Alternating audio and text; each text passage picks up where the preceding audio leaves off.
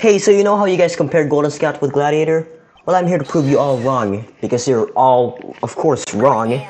Because even if you think Gladiator's better, which is correct, I'm not blaming you for that, you're still wrong for even uttering from your lips,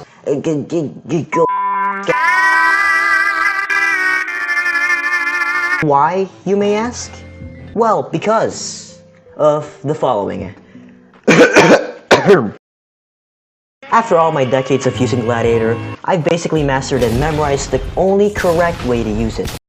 So first, you need to place 2 gladiators on the first corner, making sure that they are as compact together Place as a level possible, 2 and farm, upgrade your farm to level 1, Wait until you place have another enough for farm, level but 2 place your upgrade third it gladiator and quickly upgrade your newly placed farm to level 1, and you gotta do all of this before wave 5 or you messed it up. Upgrade the second Place a farm level to 0 level 2, farm, upgrade a farm to level 3, upgrade and upgrade 2 wait farms until to wave level 10, 1, which you then sell keep the farming until until wave 16 and exactly all this 8 amount of farms farms to to level level 3. ability on wave 14.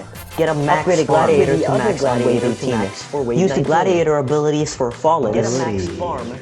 Place a level 2 commander and use its ability on wave 21. Get another max farm. More farm. Upgrade a gladiator to max level and use all 3 gladiators. Use commander ability for wave 23. Max out all farms. Get a max DJ. Get 3 more max gladiators. And congratulations. You are now eligible to place your first accelerator. Or whatever you have in your loadout, I guess. So, if you use Gladiator very specifically, you can easily kill anything in the first corner, and that's what makes it very rewarding if you're speedrunning. Oh, well, what if you're not speedrunning? Well, with the Scout, it's pretty much the same thing. Yeah, totally the same thing.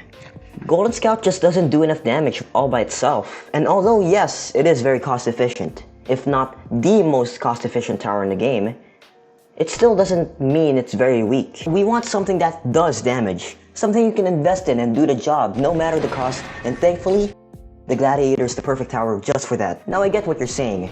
Okay, we get it. Gladiator is much better than the Golden Scout. But that doesn't mean that Golden Scout is a bad tower. And to that I say, you're right.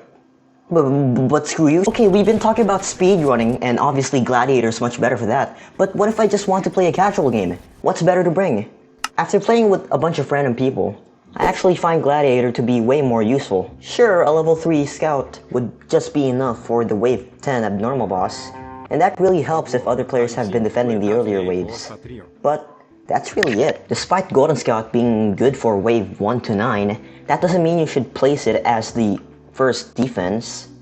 Basically, just because a tower is good for weak enemies doesn't mean it shouldn't be utilized for stronger enemies. Now, the same goes for Gladiator, but it's better to be placed later than the Golden Scout.